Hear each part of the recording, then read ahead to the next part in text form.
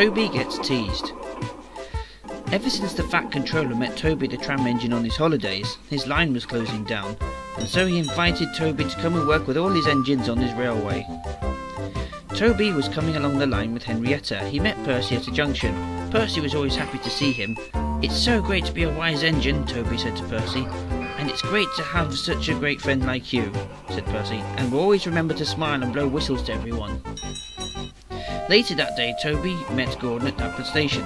Toby's rang his bell cheerfully, but Gordon wasn't in the mood to talk, and he set off.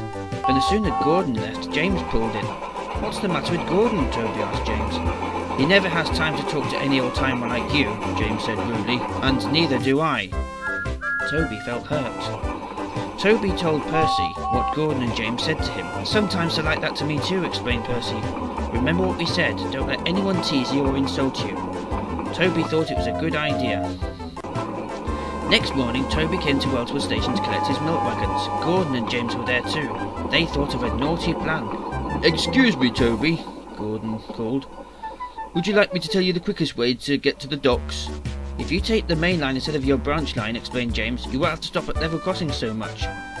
Toby wasn't sure about that because he doesn't usually take the main line. "I could try," he said, and then he set off. Toby was puffing along the main line, and everything at first was going well until he saw the signal on green, and then suddenly it turned red. Toby was too late to stop in time at the red signal light and kept on going until he saw the goods train line ahead. The linesman switched the points just in time, and Toby stopped at the buffers, but he stopped so suddenly that it made one of his milk trucks leak. When Toby rushed back from the siding, he saw a big puddle of milk on the tracks.